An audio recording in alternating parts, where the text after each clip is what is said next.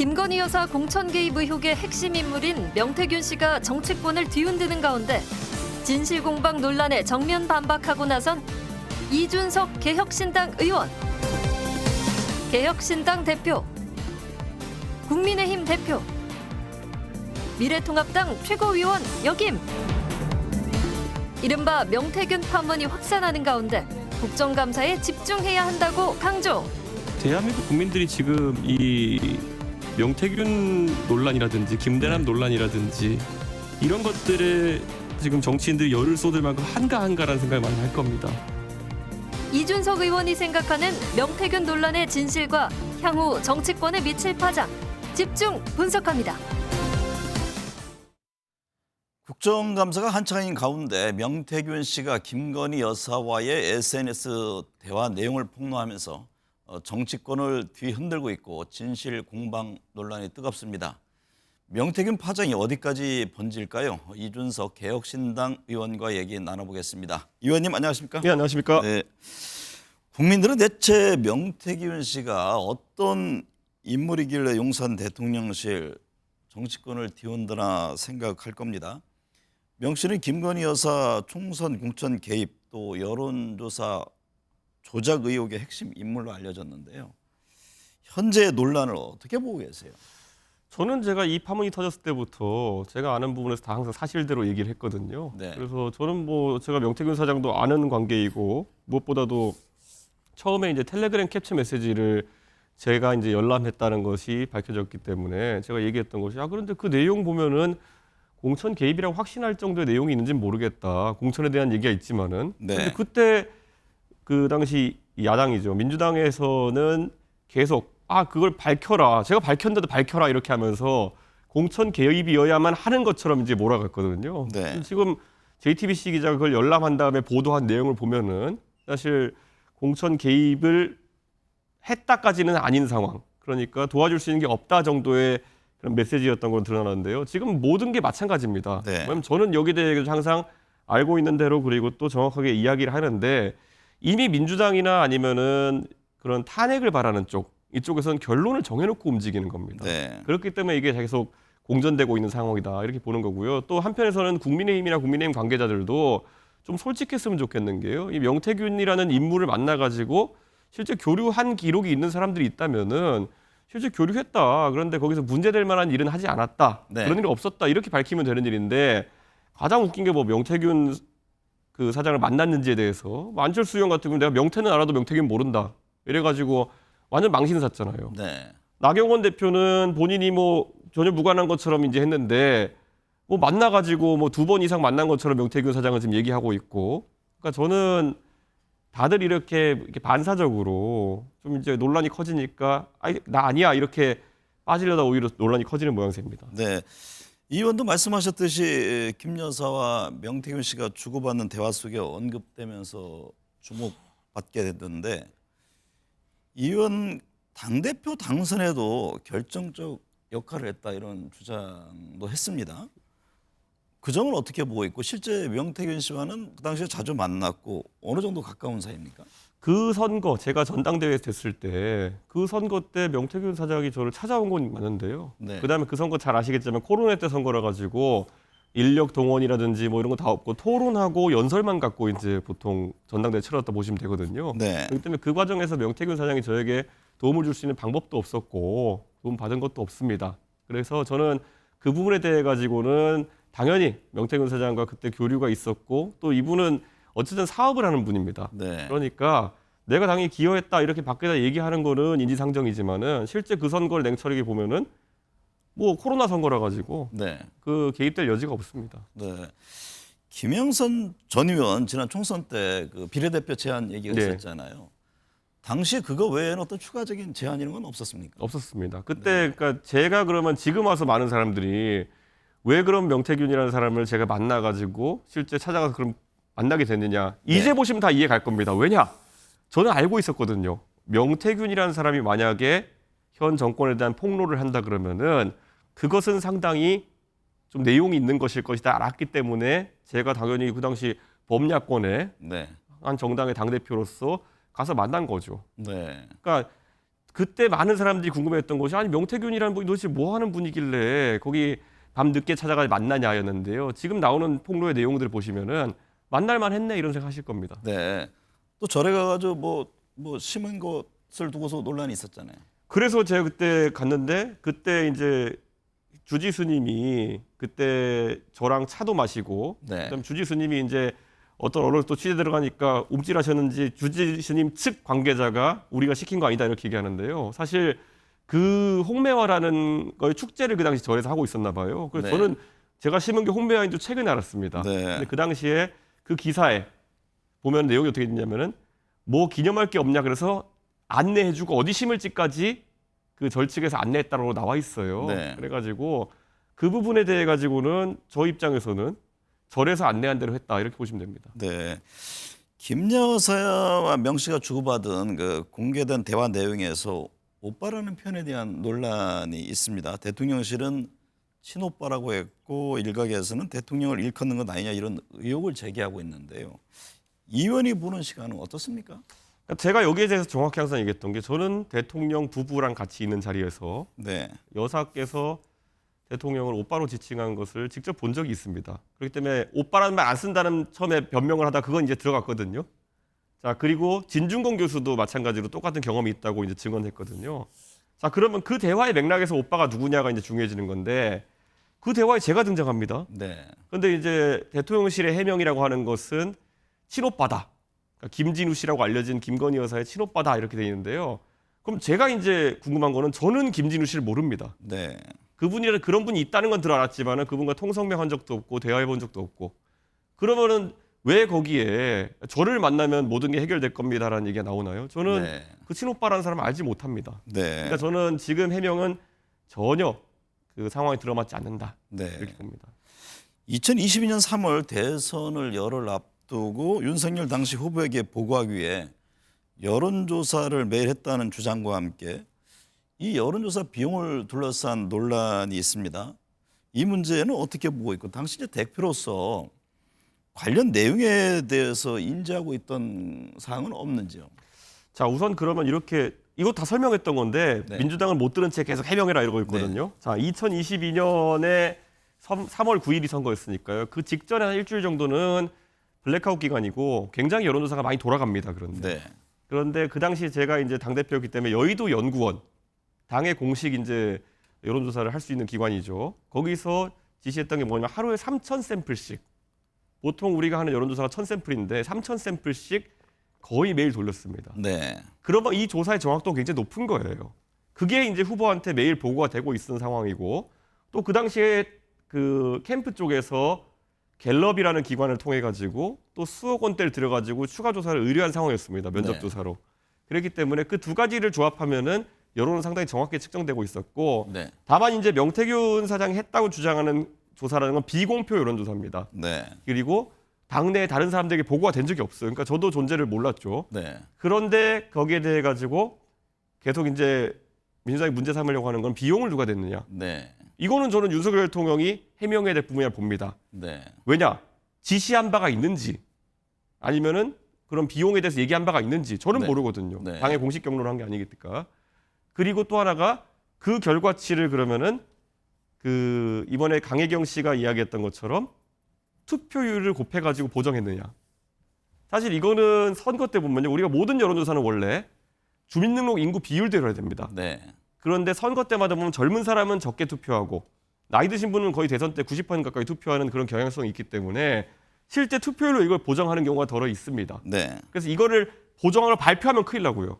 그런 식의 보정은. 네. 하지만 당내에서는 그런 분석 많이 합니다. 그런데 그런 보정을 이제 명태균 사장이 했다는 거고요. 또 이 앞에 보면은 예전에 경선 기간에 했다는 어떤 조사가 있는데요. 네. 이거는 지금 녹취라고 2% 3% 뭐 높여서 맞춰라 이런 거 이거는 문제될 소지가 있습니다. 네. 그렇기 때문에 이거는 명태균 사장이 또 해명해야 되는 부분이 있는 거고요. 네. 근데 이걸 지금 야권은 막 그 민주당 다 섞어가지고 제가 무슨 뭐 그 뒤에 진행됐던 조사에 투표율 곱한 것을 보정이라고 했다 그래서 옹호하는 거냐 그런데 그거는 민주당도 할 겁니다. 네. 그거는 투표율 넣어서 보정하는 거는 거의 대부분의 분석하는 곳에서 합니다. 네. 그렇기 때문에 그거는 지금 상황까지 밝혀진 건 돈.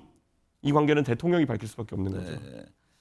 당시 이 대표는 명 씨가 조사한 내용에 대해서 보호받거나 인지한 적이 없다 이런 말씀인 거죠. 대선 때는 없었죠. 네. 여론조사 조작 의혹도 제기되고 있는데 국민의힘도 진상조사하고 엄정 대응하겠다 이런 입장을 냈습니다. 근데 지금 나오는 걸 보면요. 네. 이런 사실관계들 다 이야기해도 그 부분에 대해 가지고 인지하는 것이 아니라 지금 뭐 한동훈 대표의 대변인단이 하는 분들은요. 나와가지고 계속 뭐 폭탄 돌리기 하고 있는 것 같아요. 계속 뭐 이준석에게 해명해라 뭐 이런 거 하는데요. 죄송하지만 처음에 칠불사 홍매할 때도 난리칠 때 제가 그랬거든요. 그거 네. 그쪽 당에서 있는 문제인데 예, 이준석은 거기서 그 당시 대표였고 이걸 목격했을 뿐 그 안에 있는 후보들의 문제다. 지금 폭탄 돌리기가 어떻게 됐습니까? 처음에 그 명태균 사장이 뭐 당원 명부 유출했다 이렇게 해가지고 나왔던 56만 명 명부가 유출했다 이랬던 거 알고 봤더니 홍준표 시장과 연계돼 있는 것처럼 지금 나오지 않습니까? 네. 그러니까 아무리 지금 그걸 개혁신당이나 어디 뭐 이준석에게 떠넘기려고 해봤자 그 당에 이제 국민의힘 내에서 이제 계속 터질 것이기 때문에 지금이라도 좀 냉수한 사발 마시고 좀 제대로 들여다봤으면 좋겠습니다. 명태균 씨는 지금까지 공개한 것은 에피타이저에 불과하다. 캡처본이 2,000장이 있다고 주장했습니다. 여권에 거론되는 중요 인물들도 다양하고 명 씨는 오히려 고발해보라 으름장을 놓고 있는 상황인데요. 이 의원이 본 내용 중에도 아직 드러나지 않은 어떤 상당히 파괴적인 그런 내용들이 있습니까? 2,000장쯤이나 캡처 있다는 거는요. 네. 이게 김건희 여사가 아무리 그래도 공식적인 일로만 대화를 해가지고는 그렇게 안 나옵니다. 네. 그러니까 명태균 사장이랑 진짜 잡다한 얘기 다 한 거예요. 그러니까 그 잡다한 얘기 중에 일부는 제가 본 게 좀 있습니다. 네. 근데 뭐 그게 정말 잡다한 사인 간의 대화이기 때문에 제가 공개할 가치가 없어서 공개를 안 하지만은 그냥 제가 봤을 때는 나올 건 많다 보시면 됩니다. 네.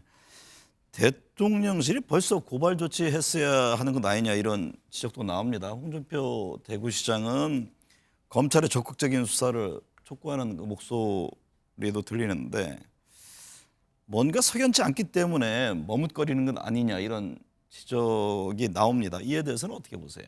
그러니까 저는 이제 특정이 돼야 되는 거거든요. 그러니까 대통령실이 만약에 명태균 사장 했던 말 중에 거짓이 있었다. 네. 그럼 뭐 명예훼손으로 이제 고소 고발하면 되죠.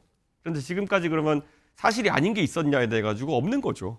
예. 그러니까 저는 지금까지 한 말들은 대부분 사실에 부합하는 것일 상황이다. 네. 물론 이제 아까 말했듯이 사업을 하는 사람이기 때문에 과장한 부분은 있을 수 있습니다. 그런데 대체로 사실인데 과장이 조금 섞인 경우에는 고소고발해봐야 어떻게 되는지 알기 때문에 네. 지금 대통령실이 반응이 이혼적일 것이다. 네. 그렇게 봅니다. 명태균 씨는 김건희 여사와 상상도 못할 공적 대화를 나눴다고도 주장했는데요. 뭐 창원 산업단지 기획 얘기도 나온 바 있고 이 의원께서 보시기에 명 씨는 킹메이커입니까? 아니면 허풍쟁이 사기꾼입니까? 저는 이런 생각해요. 저희가 사실 선거에 있어가지고는 많은 사람들이 와서 기여를 하거든요. 그런데 명태균 사장은 제가 어느 방송 나가서 공개하는 것처럼 사람과 사람을 잇고 사람과 사람 사이에 메신저 역할을 하는 것은 꽤 열심히 했습니다. 네. 그래가지고 내용을 전달하고 답을 받아오고 이런 건 열심히 했거든요. 그러다 보니까 잘 보세요. 안철수 의원과 최진석 선대위원장도 그분들이 허술한 분들이 아닐 텐데 뭘 믿고 윤석열 대통령과의 단일화 소통이라 이런 거에 있어가지고 명태균이라는 사람을 메신저로 썼겠습니까? 네. 어느 정도 윤석열 대통령이 신뢰를 보여준 부분이 있었겠죠. 네. 그래서 지금 명태균 사장이 증언하는 바로는 아니다 최진석 교수가 이제 증언한 바로는 본인이 이제 이 사람을 만나가지고 뭐 하는 사람이냐 했는데 갑자기 10분 뒤에 윤석열 후보가 전화 올 겁니다. 근데 진짜 전화가 왔대잖아요. 네. 그러니까 어느 정도 윤석열 대통령이 실제 명태균이라는 사람에게 어떤 역할을 부여했던 건 있다라는 거를 먼저 인정하고 그 다음에 대응을 했었어야 되는 건데 네. 완전히 이제 허풍쟁이 사기꾼으로 보니까 명태균이라는 사람 입장에서도 당연히 나 사기꾼이 아닌데 이렇게 증명할 수밖에 없는 거죠. 네. 그러니까 저는 대통령실에서 총체적으로 타조 머리박기식 대응을 하다가 망한 거다 이렇게 좀 보여집니다. 당시 윤석열 후보와 안철수 후보 간의 단일화, 후보 단일화에도 결정적인 역할을 했을 것으로 보시나요? 어쨌든 그래서 만나서 이야기했고 네. 제가 알기로는 복수로 만나서 얘기했습니다. 여러 번 만나서 얘기했습니다. 그러면은 뭔가 얘기가 오갔던 것이겠죠. 한 번 만났는데 별거 없으면 다시 안 만나거든요. 네. 저는 그게 첫 번째고 두 번째. 자, 보시면은 그때 안철수 대표와의 단일화에 가장 적극적으로 반대했던 사람이 접니다. 네. 저는 안철수 단일화 계속 반대했거든요. 그러면 이제 보시잖아요. 그럼 자, 안철수와의 단일화라는 역할을 가지고 명태균이라는 사람이 일을 했다 그러면은 그것이 이준석과 함께하는 일이었겠느냐 아니면은 대통령과 함께하는 일이었겠느냐. 네. 당연히 대통령이 역할을 준 거겠죠. 네. 그러니까 애초에 국민의힘이 이거 퍼즐을 잘못 맞춘 게요. 그 대통령실도 그래. 처음에 보면 해명이 뭐였냐면은 이준석이 명태균을 데려와서 만났다. 거짓말이죠. 이미 드러났지만은. 자, 이준석과 명태균이 같이 일하는 사람이다. 거짓말이죠. 왜냐 그러면은 왜 단일화 관련해서 작업을 했겠습니까? 이준석은 철저하게 단일화 반대론자였는데. 네. 그러니까 이거 하나하나마다 백일화에 드러날 거짓말들을 대통령실이 했던 겁니다. 네. 이 정치적 파장은 어디까지 갈 것 같습니까? 저도 요즘 놀라고 있어요. 네. 그 보면은 그 패싱 입당이라고 하는 거 있잖아요. 네.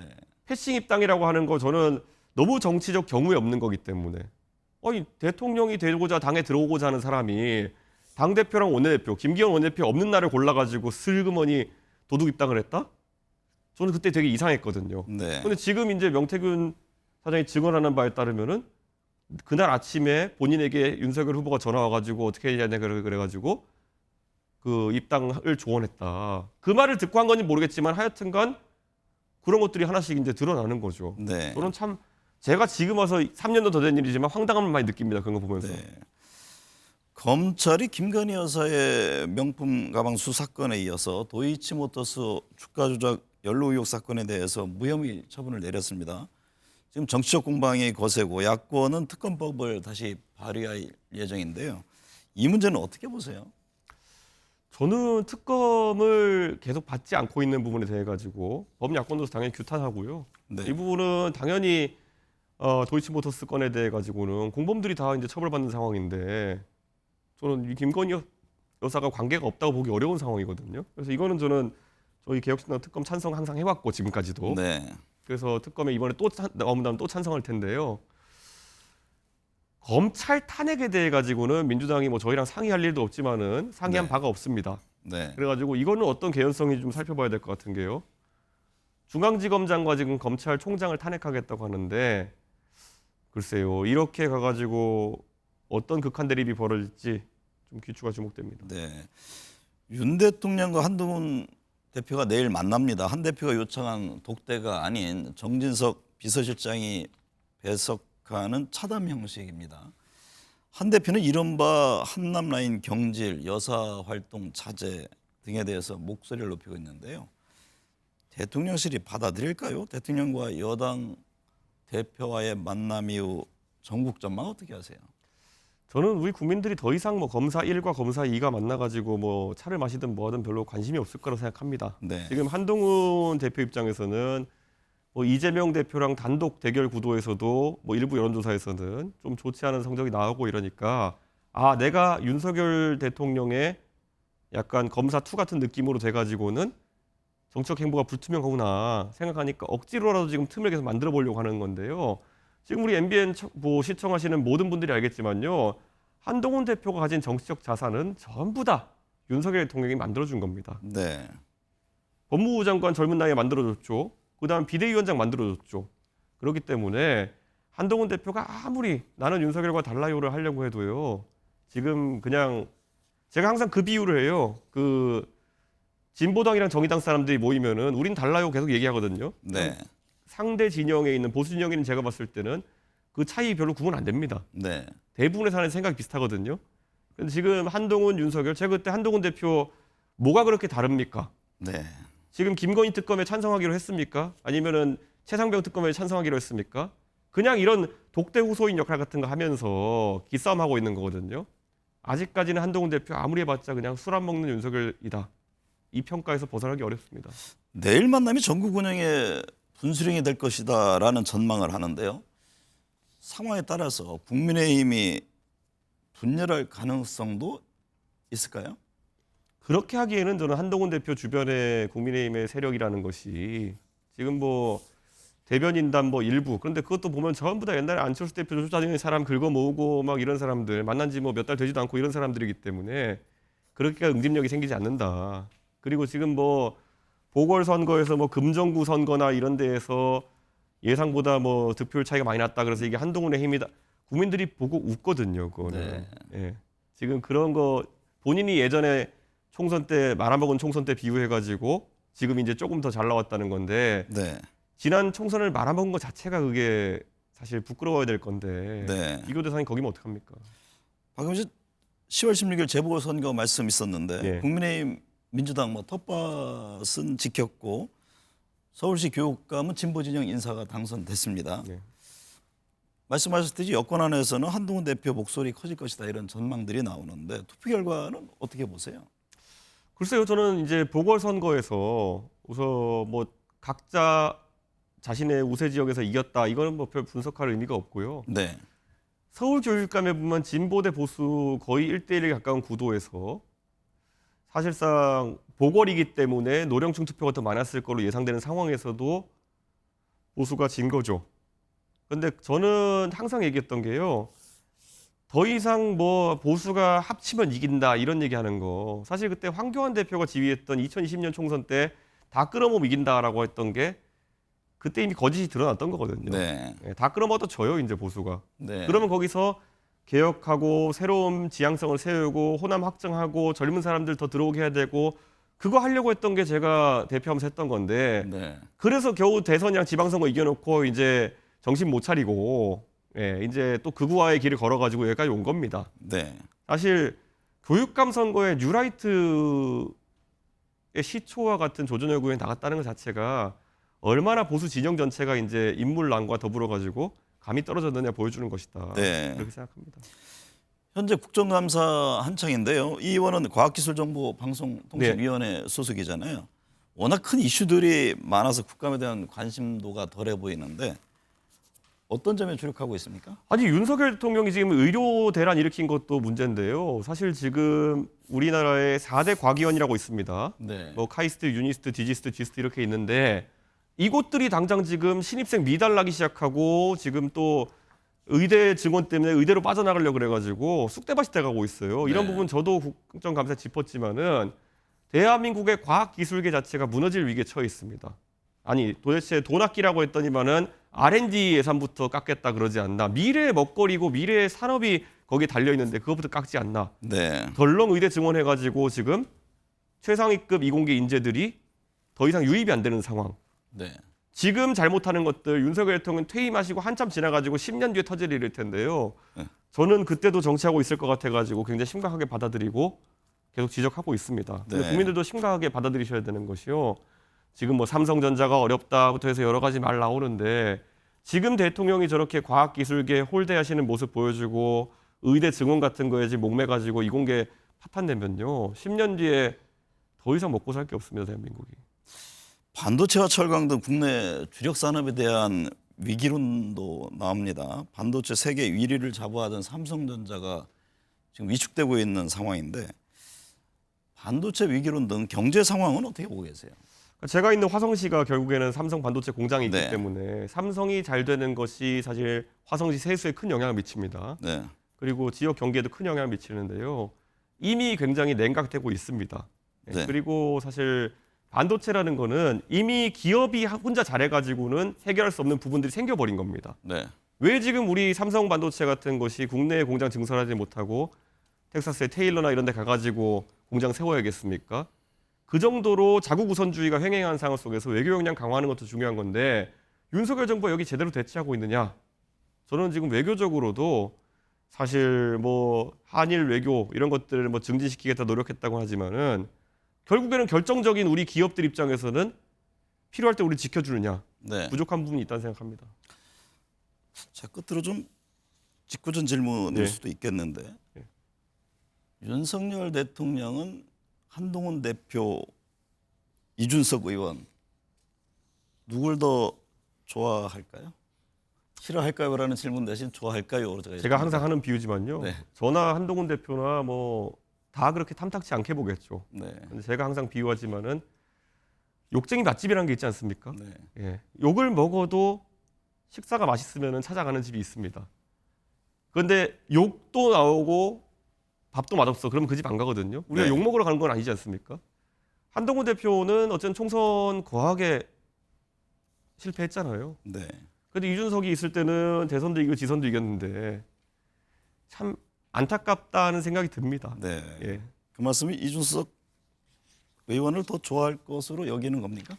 그럴 거라 생각하는데 저는 어쨌든 싫어합니다. 예, 뭐 일방적으로 뭐 그 생각이 나서 어쩔 수 없지만 저는 싫어합니다. 네.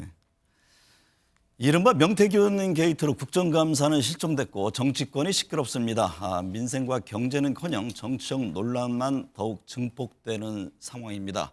올 겨울 유난히 더 추워질 것 같아서 걱정입니다. 오늘 함께해 주셔서 감사합니다. 네, 감사합니다.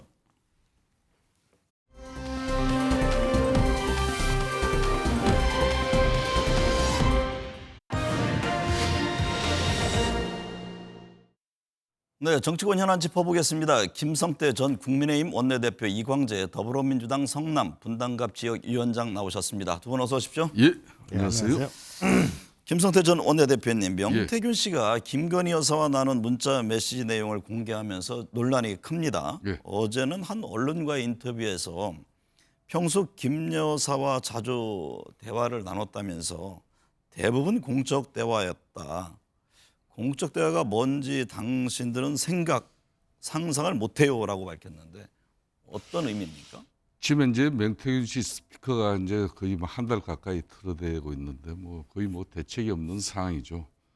지금 이제 특히 이제 국민의힘 용산 또 대통령실 입장에서도 다 그렇습니다. 이게 뭐 멀리하고 내친다고 이 문제가 해결되고 지금 수습될 그런 상황은 아닌 것 같습니다. 네. 그렇기 때문에 뭐 명태균 씨가 일정 부분 지난 대선 전 그러니까 윤석열 대통령께서 후보로서 특히 검찰총장 사퇴 이후에 임기 이후에 정치권 진입 과정에 특히 후보지에서 나름 또 명태균 씨 뭐 좀 도움이 될 만한 일도 있었을 것이고 네. 아닐 수도 있는 그런 사항들은 분명히 있는 거죠. 그렇기 네. 때문에 그 중에 뭐 상당한 내용은 사적인 대화도 많았겠지만 자신이 주장하는 그 공적인 소통도 많았다는 그 내용을 아직 구체적으로 이제 파악할 길이 없죠. 네. 지금 뭐 이 친구가 계속 이 언론 저 언론 뭐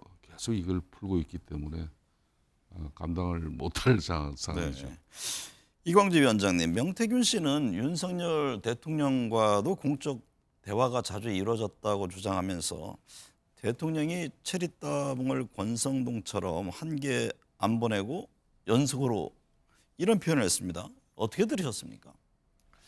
전 나라가 어쩌다가 이 지경까지 왔는지 참 참담한 생각인데요. 네. 요즘 많은 국민들이 이제 한강 그 작가의 노벨상하고 우리 흑백 요리사 때문에 굉장히 자긍심이 높은데 이런 문자, 오빠 문자 이런 걸 보면서 야, 이 나라가 어디까지 여기까지 왔는가 참담한 심정을 금할 길이 없는데요.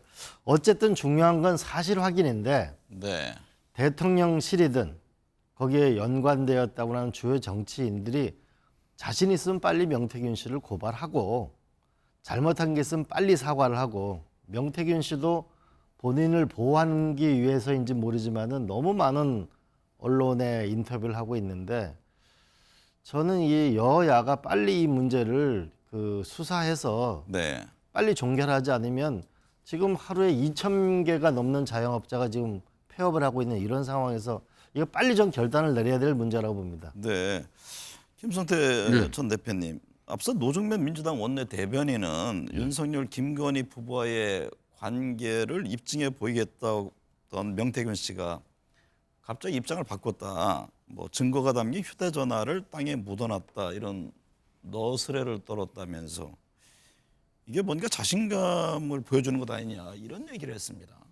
그러니까 이제 자신의 그 목소리들이 다 뭐 정치 사기꾼 내지는 뭐 선거 브로커 뭐 그렇게 자신을 대하면은 니네들이 더 앞으로 힘들 것이고 네. 나는 정치 컨설턴트로서 내 전문 영역에 내 역할을 내 능력껏 했는데 그걸 너들이 실컷 나를 이제 사용하고 써먹을 때는 언제고 지금 와서 이렇게 하냐 이제 이런 이야기인데 네. 분명한 사실은 이건 김영선 전 의원과 또 명태균 씨 사이에 회계 책임자 김영선 전 의원의 회계 책임자였던 강혜경 씨가 네. 이 공익 제보 형식의 폭로를 통해서 이제 이 문제가 제기된 건데 저는 뭐 어찌됐든 간에 그래도 이제 권력을 잡는 과정까지는 뭐 정치 전문가 내지는 선거 전문가 내놓으라 하는 선수들이 대선 국면에서는 다 모이게 됩니다. 네. 우리가 이제 권력을 잡고 또 정권 교체에 성공했다 그러면은 특히 BK 지역에 뭐 그 많은 국민의힘 보수 영향력의 정치인들도 많을 건데 뭐 저분이 왜 저렇게 심지어 대통령과 또 김건희 여사까지 이틀이 뭐 사흘이 멀다 않고 이렇게 뭐 일부의 언론 보도처럼 거의 뭐 국정을 협박하는 그런 수준에 이게 방치되고 있냐. 네.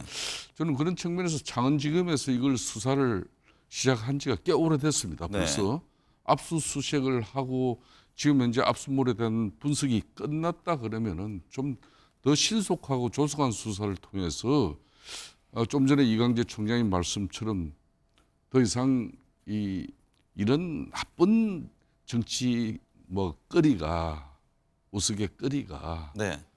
국정을 덮는 그런 현상을 빨리 걷어내야 된다고 보고 네. 이 위원장님, 민주당은 툭하면 고소하고 고발하던 호기는 어디 갔냐? 명태균 씨를 특검하자는 제안에 여당이 펄펄 뛴다면서 약점을 단단히 잡혔을 때 보이는 전형적인 모습이다, 이런 비판을 했습니다. 명태균 의혹도 이번에 그러면 다시 추가 예정돼 있는 김건희 여사 관련 특검에 포함될까요? 그건 모르겠는데요.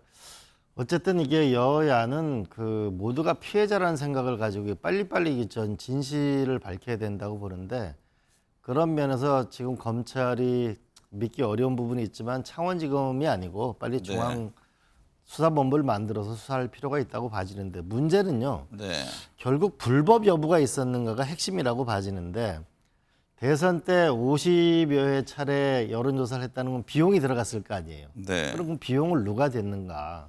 또 두 번째로는 대선 때 역할을 한 건 틀림없어 보여요. 근데 한 달, 대통령 취임 한 달 뒤에 지방선거, 전국선거가 있었잖아요. 네. 여기에 이제 김영선 의원도 보궐선거로 들어오시게 됐는데, 그러면 이때 저는 많은 역할들이 또 있지 않았을까라는 이 불법 여부를 빨리 찾아내고 이거 논란을 빨리 진실을 밝히는 게 중요하지 않나 싶습니다. 네.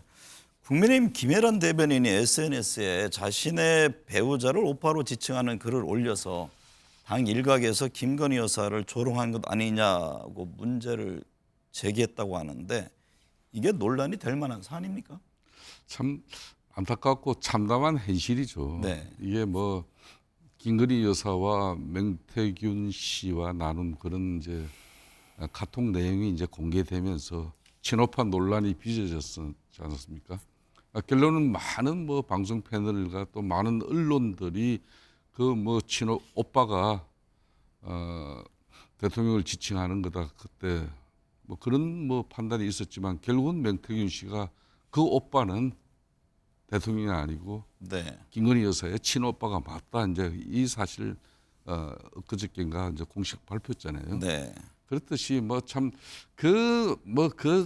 어찌 보면은 사적인 대화 공간에서 이루어진 그 내용이 희화되고 조롱거리로서 이렇게 또 이제 한동훈 또 당 대표 체제의 대변인이 또 배부른 오빠, 진짜 이후도 생일을 통해 가지고 또 자기 신랑에게 감사를 표한 그 내용도 또 우리 당 내에 또 막 이런 갈등의 목소리의 한 중심에 또 이것도 자리 잡고 이런 게 정말 안타깝고 볼상사납게 보이는 거예요. 김성태 대표님, 예. 윤석열 대통령과 한동훈 국민의힘 대표가 내일 만나 국정 현안을 논의합니다. 이번 만남에 정진석 비서실장도 배석해 독대 형식은 아닌데요. 한 대표가 독대를 줄기차게 요구했는데 형식이 그렇게 이루어지지 않은 배경을 어떻게 봐야 합니까? 뭐 아시겠지만은 이미 한동훈 대표의 입장에서는 독대 요청을 공론화하고 특히 언론 보도를 통해서 이 독대가 이루어지면은 내가 이러이러한 문제 제기를 할 것이다. 흔히 말하는 독대 의제까지도 이미 공론화 시켜버렸지 않습니까? 근데 이제 독대라는 것은 사실상 지금 민심, 특히 어려워진 경제 여건 속에서 신음하는 그런 서민들, 민초들의 그런 먹고 사는 문제를 당정 간에 이렇게 깊게 논의하고 네. 또 뭐 의대 정원 문제라든지 뭐 정치 현안에 관해서도 정말 흉금없이 이야기하고 그 결과를 가지고 당정이 혼연일체가 돼서 이거 위기를 극복할 수 있는 그런 설계론과 지혜를 보여야 되는 건데 이게 이제 독대 이 자체가 마치 정치적인 큰 그냥 이벤트가 돼버렸어요. 네. 이게 이 독대가 이게 승부의 게임의 룰이 아닌데 근데 막 그런 측면에서 대단히 안타깝고 과거에 이제 뭐 독대가 많이 이루어진 사례를 보더라도 독대는 이 공개되는 이 자체는 대려 실속이 없습니다. 내용물이. 뭐 서서히 흘러나오기는 하지만 그렇죠. 사전에 이렇게 예고성으로 하지는 않죠. 잘. 그렇기 때문에 당장 내일 뭐 대통령과 또 한동훈 대표가 이렇게 만났다고 하더라도 구체적으로 뭐 독대 이전에 뭐 요구한 뭐 김건희 여사의 뭐 주변 사람들 인적 최신이고 또 공개 활동 제한하고 또 뭐 맹태균 씨나 김대남 씨와 관련된 이런 의혹을 규명하는데 앞장서라 이런 내용을 이걸 어떻게 독대 이후에 그냥 합의문으로 이걸 발표할 수 있을 것이냐. 네. 그런 저는 상당히 정치를 한 사람으로서도 이건 고민스러운 대목이에요. 네. 이광재 위원장님, 내일 회담의 핵심 의제는 김건희 여사 관련 얘기가 될 듯한데 회담을 앞두고 한동훈 대표는 김 여사의 대외 활동 중단, 뭐 의혹 규명 협조, 이른바 여사 라인의 인적 쇄신을 공개 제안한 바가 있습니다. 한 대표의 요구가 받아들여질까요? 저는 이미 그 독대 이전에 의제를 본인이 하고 싶은 얘기는 다 했잖아요. 네. 그렇기 때문에 저는 저런 불신이 생긴 거고 불신 때문에 결국은 둘이 만났을 때는 무슨 얘기가 나왔는지 나중에 서로 입증할 방법이 없거든요. 네. 그러니까 결국은 비서실장을 배석시키는 거기 때문에 이 불신에 기초한 대화이기 때문에 큰 대화의 진전은 없을 거다라고 네. 보고요. 한동훈 대표는 이제 하고 싶은 얘기는 저는 할 것이라고 봅니다. 그러나 큰 진전은 없을 거라고 봐지는데 근데 한편으로 제가 좀 그 여당이 너무 한다는 좀 생각이 드는 게 조금 전에 네. 우리 이준석 대표가 의대 정원 문제 때문에 지금 카이스트나 주요 우리 미래의 먹거리를 책임지고 있는 이 대학들이 이공계가 내년에 한 170명씩 빠져나간다는 거잖아요. 제가 들은 얘기 중에 더 충격적인 건 얘기는 육군사관학교에서 뭐냐면 이 의대 쪽으로 빠져나가. 이러면 국가의 안보도 무너지는 거고 미래도 무너지는 건데 이런 문제에서 너무 김건희 여사 문제도 중요한 문제는 민생경제 문제와 의대 네. 문제도 중요한 문제잖아요. 네. 그러면은 좀 여당다운 모습을 좀 확실히 보여줬으면 좋겠습니다. 저는 네. 매우 실망스러워요. 저는 뭐 의료 개인적으로 대란 이 문제만이라도 좀 타협점이 나왔으면 좋겠네요. 그렇습니다. 이광재 지금 총장 저 이야기는 상당히 뭐 지금 현재 국민의힘 특히 집권당으로서 상당히 뼈아프게 들어야 될 이야기예요.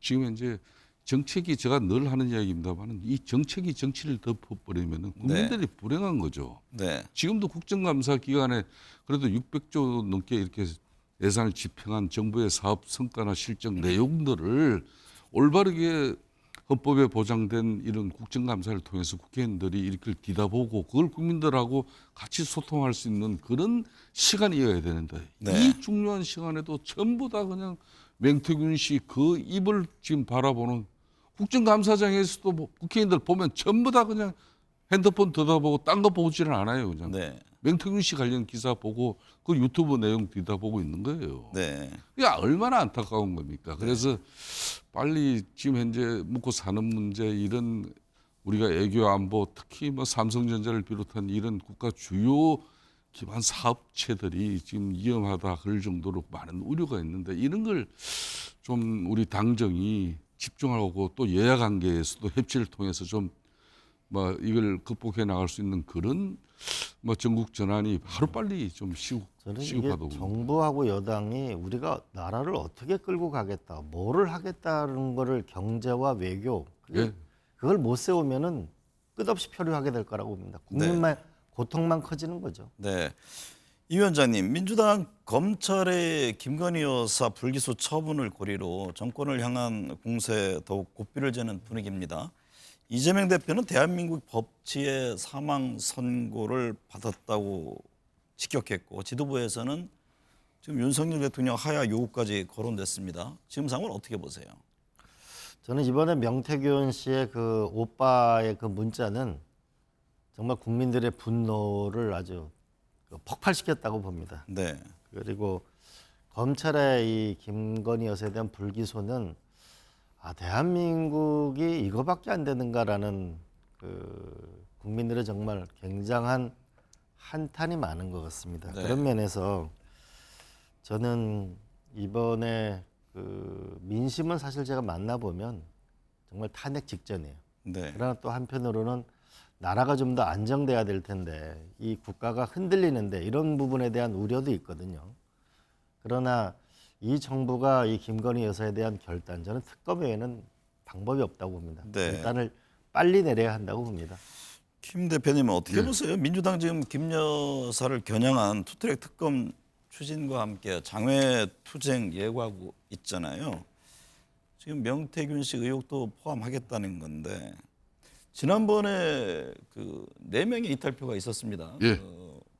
국회에서 다시 표결했을 때 상황인데 최근에 여권 안에서도 기류가 좀 바뀌고 있다 이런 얘기도 들리던데 특검법의 국회 통과의 가능성은 어떻게 보세요? 저는 특검법이 국회 통과 여부를 지금 예단하고 판단하기보다는 네. 사실 국민의힘 입장에서는 집권당으로서 끊임없이 그러면은 왜 민주당에서 김건희 여사 특검을 들고 나오고 있느냐. 저 특검에 끊임없이 계속 제2결을 통해서 그 부결되고 있음에도 불구하고 국민들의 그 분노와 감정을 계속 이걸 부채질하고 있는 거거든요. 네. 그런 측면에서 이제 사실상 이재명 대표를 비롯한 지금 현재 민주당의 오랜 이 윤석열 정부에 대한 그 안 좋은 인식을 결국은 탄핵이라는 이 종착역을 향해서 그동안 뭐 이 여소야대 정국을 갖다 저렇게 이제 끌고 가고 있는 건데 여기에 네. 우리 국민의힘 입장에서 나름 대응은 한다고 했지만은 저는 사실상 집권당이 정치를 실종시키는 그런 안타까움이 있어요. 그럴수록 더 정치를 살려가지고 국민들이 현명한 판단을 할 수 있도록 해야 되는 건데 저는 그런 측면에서 김민석 수석 최고위원이 지난번 뜬금없이 계엄령 뭐 이걸 들고 나와가지고 그 계엄령을 들고 나온 이유는 이제 윤석열 대통령을 독재자로 프레임을 이제 갖추기 위한 것이고 네. 김건희 여사 문제를 끊임없이 있는 것도 이 결론은 김건희 여사가 국정농단의 주범이다. 이걸 지금 이걸 탄핵의 시간표에 맞추기 위해서 끊임없이 이 김건희 여사 특검법 지금 3차 특검법을 냈잖아요. 저는 이제 그 종착역이 올 한 11일 정도 시도가 된다고 보는데 내일 대통령과 한동훈 대표의 만남 결과에 따라서 뭐 친한계를 중심으로 이탈표가 나올 수도 있는 상황입니까? 지금 현재 한동훈 당 대표의 가장 뭐 핵심 측근 인사라고 해도 과언이 아닌 신지호 전략부총장 같은 경우는 네. 뭐 내일 당정 간에 또 대통령과 그 회동 결과에 따라 가지고 3차 특검법에 상당히 그 영향을 미칠 수도 있다는 그런 의미심장한 이야기를 했죠. 네. 뭐 저는 그렇다고 해가지고 국민의힘 한 사람 한 사람 이 헌법기관 의원들이 13가지에 이번 뭐 9개에다 또 서너 개를 더 붙여가지고 명태균 씨 내용까지 집어넣어가지고 이 특검법을 국민의힘 의원들이 다 수용할 수 있는 여건은 저는 아니라고 봅니다. 네. 이 그렇지만 위원장님. 다른 방법으로 이 문제를 풀어야죠. 네. 김건희 여사 불기소 결정 직후 민주당이 검찰총장 탄핵 추진하고 있습니다. 검찰 개혁에 대한 목소리도 높아지고 있는데 23년 만에 검찰총장 탄핵 추진 이 문제 어떻게 보세요? 이번에 그 많은 분들이 그 사실 검찰이라고 하는 거는 국가의 가장 중요한 권력기관이잖아요. 근데 네. 다들 결국은 불기소할 거다라고 했지만 그래도 검찰이 최소한 뭐냐면 그 의미 있는 수사 결과를 내지 않을까라는 두 양론이 있었는데 이번에 검찰의 불기소 기소를 보면서 이 검찰한테 믿을 게 없구나라는 아주 극도의 분노가 생긴 건 맞는 것 같습니다. 그러나 네. 탄핵 이후에 결국은 그 결정은 헌법재판소에서 하는 거기 때문에 그 시기와 방법, 그 내용에 대해서는 민주당이 좀 철저하게 준비하는 것이 필요하지 않을까 봅니다. 탄핵을 기정사실화시키는 이제 이재명 대표를 중심으로 한 민주당 지도부의 입장이 요즘 뭐 거의 이제 공식화되고 있어요. 네. 그건 상당히 지금 정국은 정말 위험한 정국이 됐습니다. 여기에 이제 11월 달 정도를 이제 참 계절적으로도 집회 시위하기 아주 좋은 계절이 됩니다. 네. 그 국민적 분노를 어떻게 이제 조직해가지고 이 탄핵으로 연결시킬 건지 민주당 주변에 지금 많은 흔히 말하는 기술자들이 다각적으로 지금 움직이고 있죠. 네. 막 그런 측면이니까 지금 현재 국민의힘과 또 용산 대통령실 입장에서도 지금의 현상을 절체절명의 위기로 보고 오로지 국민만을 쳐다보면서 국민들이 납득할 수 있는 그런 뭐 국정 운영의 여러 가지 쇄신 방안과 또 당정 간의 관계 개선 이런 다각적인 내용을 네, 담아내야 좋은 된다. 말씀하셨는데 결국 지난번 4표가 이탈했잖아요, 특검에서. 이번에 만약 잘 안 되면은 특검이 통과 가능성이 많다고 봐야죠. 네. 그리고 또 하나는 지금 뭐 김건희 라인을 뭐 어떻게 해라라고 하지만 사실은 친한계고 친윤계고 김건희 라인이고 이거 다 옛날 얘기거든요. 그래요? 네. 대통령 선거 끝나고 나면 강을 건너면 배를 불태워야 되는데 이제 윤석열 대통령도 김건희 여사 때문에 내가 대통령이 됐다. 또 김건희 여사는 나 때문에 됐다. 또 친한 친윤이 나 때문에 됐다. 이거를 이제 깨고 국가 전체를 끌고 갈 수 있는 쇄신책을 안 만들면 국민들이 이 고통스러운 상황을 감내하려고 할까요? 네. 어떨 것 같아요? 네. 저는 그런 측면에서 좀 전에 뭐 이광재 총장님께서 저는 이제 지금의 모든 국정 운영의 위기는 결국은 정치를 복원해야 된다. 네. 정치로서 이 문제를 또 극복해 나가야 되는데 김 대표께서 이 민주당 자리에서도 입장에서도 누차 강조하셨잖아요. 예, 네, 민주당 안 입장에서도 되잖아요. 이게 절대 지금 국회 의석을 가졌다고 해서 이재명 대표 사법 리스크 그 방탄용으로 국회를 갖다 이렇게 볼모로 잡고서 그걸 국정 운영에 또 이렇게 니네들은 더 이거 우리들보다 더 형편없는 네. 국정을 가져갈 수밖에 없는 그런 이 전국 상황을 만들어가는 게 과연 국민들에게 어떤 도움이 되는 얘기예요. 네. 그러니까 양적 다 그런 것들 걷어내고 진짜 대한민국만 생각하는 그런 정치로 다시 복원해야 됩니다. 지난주 국정감사장에서요. 검찰이 도이치모터스 수사 과정에서 김건희 여사에 대한 압수수색 영장을 청구하지 않았는데도 한 것처럼 브리핑을 해서 논란이 됐습니다. 검찰이 변인이냐 이런 지적까지 나왔는데 그 점은 어떻게 보셨어요? 저는 그 영상 보면서 참 부끄럽다. 검찰이 해도 너무한다 이런 생각이 좀 많이 들었습니다. 왜냐하면 국회에 와서 얘기할 때는 지난번엔 도이치모터 다 영장 청구했다고 했는데 그게 거짓말로 드러난 거잖아요. 네. 그러니까 검찰 스스로가 검이라는 게 결국 칼인데 정의를 위해서 불의를 도려내는 건데 이런 면에서 국민들이 어떻게 바라볼까. 좀 아주 부끄럽게 저는 정말 검찰 각성해야 된다고 저는 생각합니다. 네. 오늘 두 분 말씀 감사합니다. 예, 감사합니다.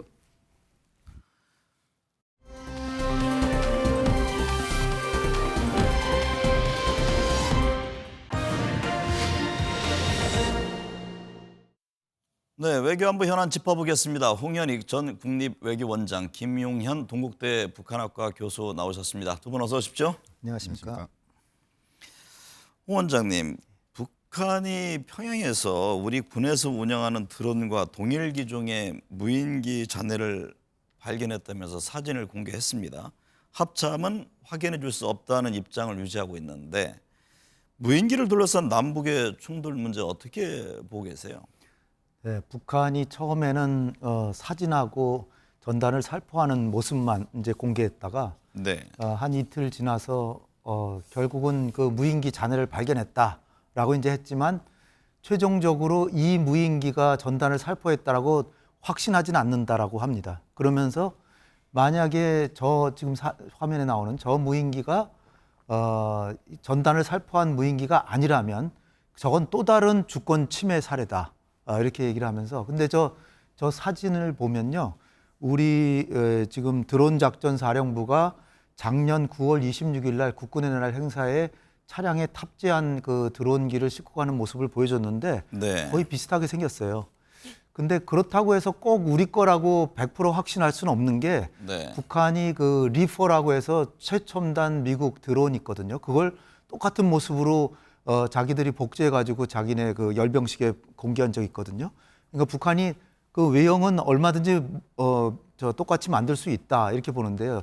문제는 이제 우리 정부의 그 김영현 국방장관이 국정감사할 때 저런 사실이 있냐 그랬더니 우린 그런 일 없다라고 그랬어요. 네. 처음엔. 그러다가 그 국방부에서 한 모양이에요. 그 잠시 회의 좀 하고 오겠다 그러고 밖에 나가서 회의를 하고 돌아와서는 우리의 입장은 확인해 줄 수 없다는 게 우리의 입장이다. 네. 라고 했어요.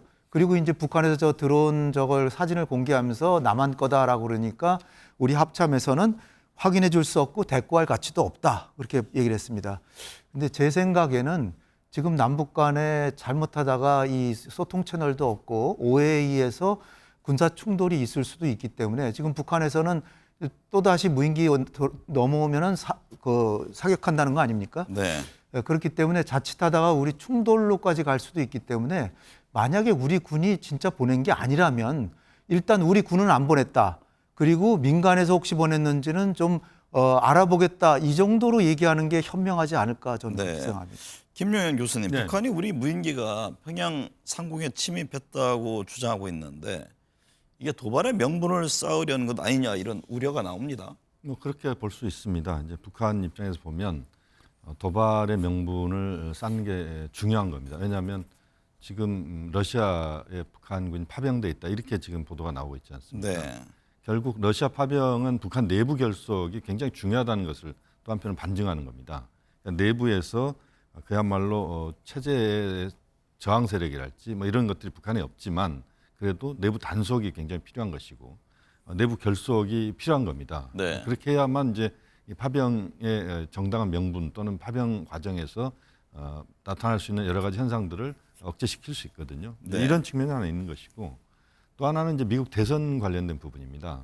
지금 트럼프 전 대통령의 당선이 김정은 위원장에게는 굉장히 중요하다 이렇게 보고 있을 수 있습니다. 네. 그렇게 보면 미국 대선 이 과정에서 어쨌든 한반도에서의 군사 긴장의 고조 이것이 결국 미국 대선에서 북한의 그 존재감을 부각시킨다. 이런 차원에서도 북한은 지금 적극적으로 어떤 도발의 명분 또는 남북 간의 긴장 이것을 당분간은 지속시킬 가능성이 높다고 봐야 되겠습니다.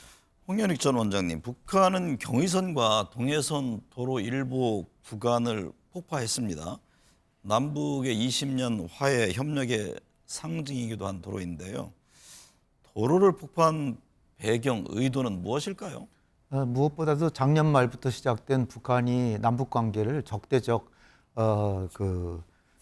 적대적인 교전국 관계다 이렇게 얘기를 했어요. 그러니까 북한의 지금 김정은의 뜻은 분명합니다. 영구 분단해서 남북 따로 살자. 서로 간섭하지 말고 협력할 건 더욱 없고 그냥 완전히 차단하고 나는 북쪽만 보고 살 테니까 남한은 남쪽 보고 살아라. 뭐 네. 이런 식의 그게 첫 번째고요.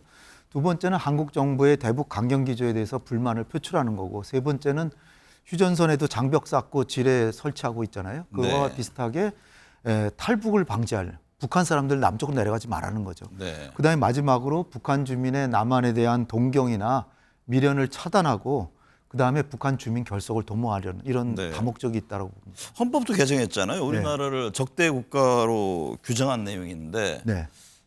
이 헌법 개정도 그러면 방금 말씀하신 설명의 일환으로 봐야 합니까? 그렇죠. 헌법 개정도 같은 맥락이고요. 김 교수께서 말씀하신 북미 담판 구조를 만든다는 거예요, 지금. 네. 그러니까 남한은 완전히 봉쇄시키고 그러니까 통미봉남이라고 그러죠. 1994년 김영삼 정부 때 북핵 문제 해결하는 제네바 합의 방식. 그래서 남한은 따돌리고 미국하고 대화한다. 네. 특히 트럼프가 되면은 미국하고 대화한다는 구도를 만들고 그다음에 전술핵 사용에 심리적 장벽을 제거한다는 이게 아주 끔찍한 게 있습니다. 지금 네. 김정은이 저 도로 폭파시키고 이틀 뒤에 2군단을 방문했는데요. 이게 그 황해 북도에 있는 국경 지역에 있는 남한 공격하는 부대인데 거기 가가지고 뭐라 그랬냐면 만약에 우리가 부득이하게 남조선 공격하게 된다면 이건 동족에 대해서 공격하는 게 아니라 남에 대한 적에 대한 그러니까 그 동족이 아니라는 것 네. 이걸 강조함으로써 핵을 사용할 수 있다는 것을 실감나게 해주려는 그런 의도까지 들어있다라고 보입니다. 네. 김 교수님, 네네. 북한의 노동신문 표지에 주체 연호가 표기되던 자리에 서기 표시만 적혀 있습니다. 이게 네네. 어떤 의도가 있는 걸까요? 김정은 위원장 우상화 작업 중 하나입니까? 이것은 이제는 명실상부한 김정은 시대가 이제 개막됐다. 네. 이렇게 북한은 보고 있는 것 같습니다. 1997년도에 이제 주체 연호가 쓰이기 시작했습니다. 27년 동안 사용이 됐는데 이것이 지금 하루 이틀 중단된 게 아니고 지금 계속 안 나오고 있거든요. 결국 김정은표 정치, 김정은표 외교, 경제, 군사 이것으로 이제는 간다. 네. 그래서 이번 헌법 개정과 이 주체 연호 사용 이것은 전체적으로 보면 명실상부한 이제는 김정은 시대가 개막됐다. 네. 그렇기 때문에 앞으로 모든 정치, 외교, 경제, 사회문화 모든 부분에서의 그 정치적인 또는 모든 그 지시나 이런 것들은 과거의 김일성, 김정일 두 사람과 연관시키는 게 아니고 내가 한다. 이런 차원으로 해석할 수 있겠습니다. 네. 홍현익 원장님, 북한이 우크라이나 전에 대규모 특수부대 파병을 결정했습니다. 북한이 파병을 결정한 이유, 향후 국제 정세에 미칠 영향은 어떻게 보세요? 북한한테는 그야말로 상당한 이득이 온다라고 김정은 판단한 모양입니다. 네. 첫 번째로 지금까지 탄약이나 무기만 대줬는데 직접 군인을 파병함으로써 혈맹으로 이제 부상시키는 거죠. 그러니까 6.25 때 미군이 우리를 도와줘서 우리가 한미동맹을 혈맹이라 그러듯이 이 단순한 동맹이 아니라 혈맹 관계를 맺어서 여러 가지 이득을 얻으려고 그러는데 첫째는 북한의 핵을 영구 보유한다. 핵 개발하는 거 지금 러시아가 막아주고 있잖아요. 두 번째는 한러 관계를 완전히 파탄시킨다. 북한하고 이제 완전히 혈맹이 되니까 한러 관계 이제 건너올 수 없는 길을 하겠다는 거고요. 네. 세 번째는 여러 가지 첨단 기술을 이제 받겠다는 겁니다. 그래서 대륙간 탄도미사일 대기권 재진입 기술이나 이제까지 못 받았죠. 다탄두 유도화 기술, 잠수함 발사 미사일을 위한 핵 잠수함 건조, 그다음에 군사 정찰 위성 관련 추진체나 위성체 이런 거에 대한 아주 첨단 기술을 진짜 자기네가 군대까지 보내는데 이거 안 주겠냐 이런 네. 식으로 하고요. 마지막으로 남북 간의 교전이나 전쟁이 벌어질 때 러시아군이 도와달라라고 하는 네. 것까지 지금 노리고 있다라고 봅니다. 네. 김 교수님, 네. 방금 홍현희 원장님 말씀하셨듯이 네. 북한의 이번에 파병은 한반도 유서시에 러시아의 개입을 확약받은 것 아니냐 이런 이제 추측들이 나오잖아요. 그 점은 그렇습니다. 어떻게 보세요? 그것은 뭐 논리적으로 이제는 가능한 영역이 됐다 이렇게 봐야 되겠습니다. 네. 지금 이제 걱정스러운 것 중에 하나는 물론 이제 그 현실화될 가능성은 높다고 보지 않습니다만 북한이 이 혈맹을 하나를 더 두는 격이 되는 겁니다. 네. 중국과는 북한이 혈맹이다 이렇게 볼 수 있습니다. 또 네. 북중 간의 그 상호 방위 조약이랄지 이런 것들을 보면 실제 군사 개입이랄지 이런 것들이 가능할 영역으로 되어 있거든요. 그런데 이번에 이제 러시아로 인민군이 파병이 된다는 것은 그야말로 이제 새로운 수준으로 북러 관계가 만들어진다는 것이고 네. 또 하나는 이제 북한 입장에서는 러시아 특수가 이제는 만들어진 겁니다.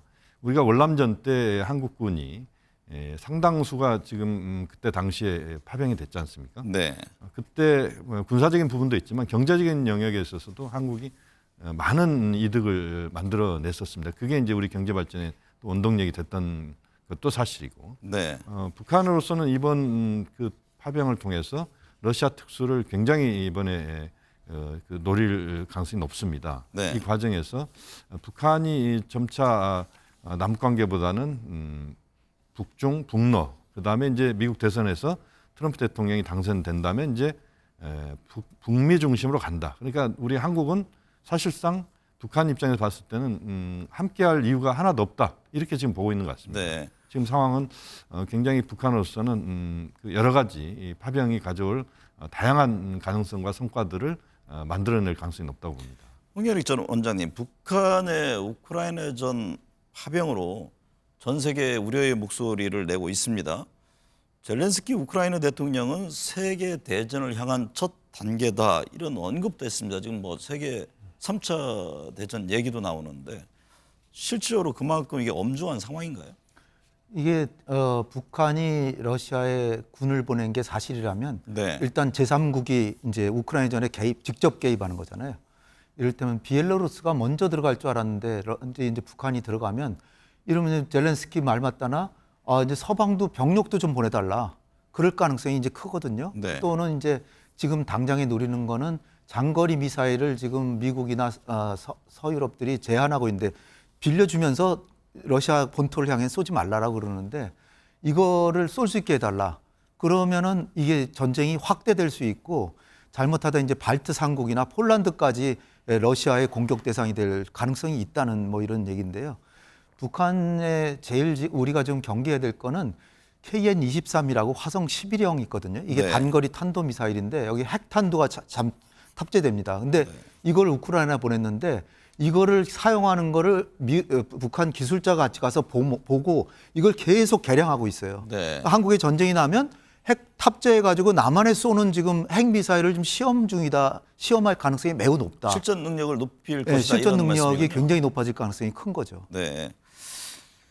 미국 대선 살펴보겠습니다. 홍현희 원장님. 미국 대선 여론조사를 보면 해리스 부통령은 전국 조사에서 우세하고 트럼프 전 대통령은 경합주에서 우세한 모습인데 현재 여론조사만 봤을 때는 어떤 후보가 당선에 유리합니까?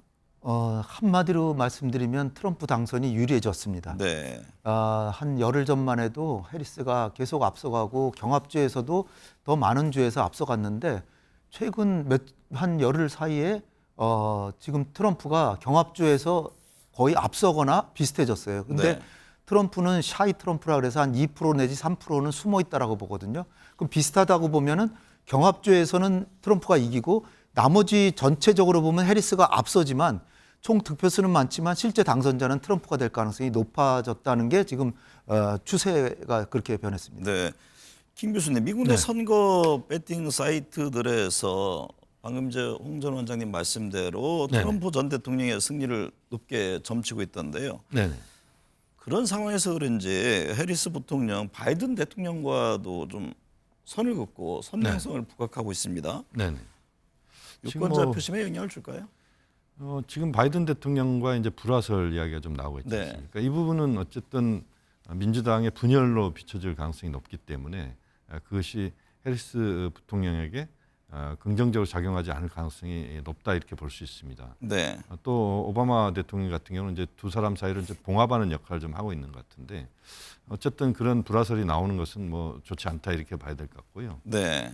또 하나 지금 뭐 말씀하신 것처럼 배팅 사이트들이 지금 계속 지금 아마 선거 막판까지 움직일 겁니다. 지금 현재는 6대4 정도로 트럼프의 우위를 지금 이야기를 하고 있는데 네. 전체적인 분위기가 샤이 트럼프까지 고려해서 본다면 현재로서는 뭐 트럼프 전 대통령의 우위가 지금은 지속적으로 지금 나타나고 있다 이렇게 봐야 될 것 같은데 네.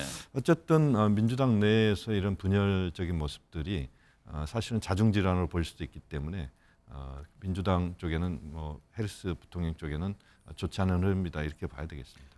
홍 원장님, 트럼프 전 대통령이 격전지인 필라델피아 타운홀 행사에서 돌발 행동을 보였습니다. 건강 리스크 우려가 나오던데 선거 막판에 변수가 될까요? 글쎄 경제를 주제로 하는 실내 타운홀 행사인데요. 이게 질의응답하고 이러는 거거든요. 근데 실내에서 하는데 트럼프가 지금 2번이나 저격당할 위험이 있어가지고 창문을 열지 못하게 했답니다. 그 실내에 있는데 에어컨을 제대로 못 틀어서 기온은 올라가고 숨도 답답하고 그래서 두 사람이 연속으로 기절하는 상태가 돼가지고 트럼프가 39분 동안 노래 거의 10곡을 틀어가면서 이를테면 루시아노 파바로티의 뭐 아베 마리아라든지 YMCA라든지 캣츠의 주제곡 메모리 같은 걸 틀면서 춤추고 지금 나오는 저 여성은 크리스티 놈 사우스 다코타 주지사입니다. 네. 둘이 이제 같이 춤추고 그러다가 39분 정도 하고 그냥 이상으로 마치자 그러고 끝냈다는 건데요.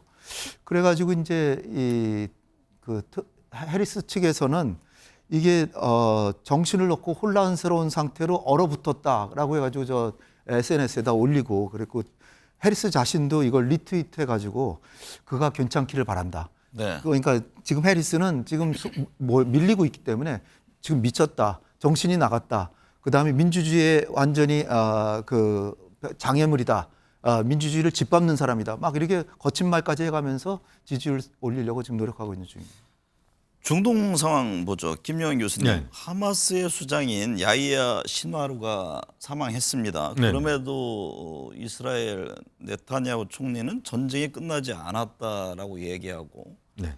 헤즈볼라 확전을 선언했습니다. 네. 이게 중동 전쟁 상황이 더욱 악화되고 있는 겁니까? 현재로서는 뭐 그렇게 가고 있다고 봐야 되겠습니다. 지금 이제 미국 대선까지는 아무래도 네타냐후의 강공 드라이브가 계속 펼쳐질 가능성이 높습니다. 미국도 지금 중동 상황에 대해서 적극적인 개입을 하지 못하고 있는 상황 아니겠습니까? 지금 네. 대선 과정에서 전미 유대인 협회가 갖고 있는 표랄지 또는 뭐 대선 자금이 워낙 중요하기 때문에 함부로 지금 움직이지 못하고 있는 이 상황을 최대한 네타냐후 총리는 활용하고 있다 이렇게 봐야 되겠습니다. 그래서 전반적으로 지금 상황은 그 중동에서 특별한 변수가 없는 한 계속 지금의 강공 드라이브는 양쪽에서 지금 다 걸고 있을 것이다. 네. 앞으로 더 걸 가능성이 높다 이렇게 봐야 되겠습니다. 홍현익 전 원장님, 네타냐후 이스라엘 총리 자택에 레바논발 드론 공격이 있었습니다. 네타냐후 총리는 없어서 인명 피해는 없었지만 이게 더욱 격화되는 모양새 아니냐 이런 분석이 나오는데 어떻게 보세요? 네. 일단 그 이스라엘의 방공망이 천하무적이라 그랬는데 네. 드론에 상당히 취약한 게 이제 드러났어요. 드론이 여러 대가 가고 특히 낮은 높이로 가서 이 은밀히 잠입하면 다 그걸 처단을 못 하더라고요. 그래서 일전에도 이스라엘 병사들하고 많은 사람들이 이제 그 드론 공격으로 무인 드론 공격으로 사망했는데 이번엔 네타냐후 자택까지 이제 날라와서 그 공격을 했는데 네. 다행히 뭐 네타냐후 총리하고 부인은 그 집에 없었다고 합니다. 근데 이 네타냐후는 이 사고가 난 다음에 나와 내 부인을 살해하려고 했는데 이스라엘 시민에 대한 위해를 가하려고 하는 건 가차없이 처단하겠다 뭐 이런 식으로 보복하겠다라는 얘기를 했는데요. 단지 이제 확정 가능성에 대해서 한 가지 좀 안도할 수 있는 거는 네. 이란을 지금 공격하게 돼 있거든요, 이스라엘이. 근데 바이든이 적극적으로 만류해서 가장 심각한 건 원자력이나 핵 발전소 거기 공격하는 건데 그건 안 하기로 했고요. 네. 두 번째로는 이제 에너지 시설인데 그것도 안 하기로 한 것 같고요. 그다음에 군사 시설을 공격하기로 했는데 그것도 지금 정보가 새나가가지고 미국 측에서 정보가 새나가가지고 지금 난리가 났습니다. 이스라엘에서는 미국이 도대체 이럴 수가 있냐 이러면서 근데 그거 자체가 이스라엘이 이란을 공격하는 걸 상당히 막기 위한 행동이 아니냐. 어쨌든 미국의 정보망이 새나가서 지금 공개가 됐는데 그걸로 이스라엘의 이란에 대한 공격은 상당히 좀 톤다운 될 가능성이 크다. 미국의 영향력이 지금 미치는 겁니까? 아니면은 과거에 비해서는 많이 쇠퇴한 겁니까? 지금 뭐 바이든 마지막에 지금 그 레임덕 현상이라고 이제 봐야 되고요. 네. 그 다음에 이제 뭐 대통령이 당선되더라도 1월 25일 날 취임하니까 그 전까지는 그 전까지 네타냐후는 자기는 시간을 벌고 있다. 마음대로 하겠다. 그때까지 자기가 퇴임하더라도 형사처벌 당하지 않을 수 있을 정도로 인기도 올리고 성과를 올리겠다라는 지금 작전으로 지금 가고 있는 중입니다. 네. 오늘 도움 말씀 감사합니다.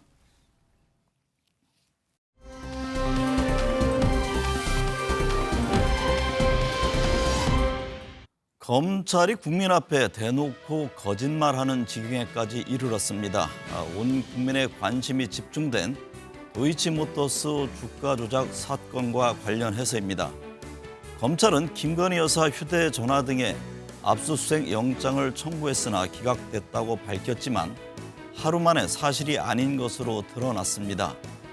이러니 수사 결과를 누가 믿을 수 있겠습니까?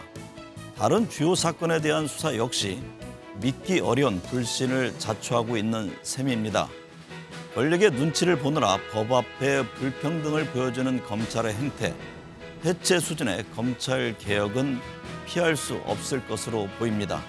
시청해주신 여러분 감사합니다.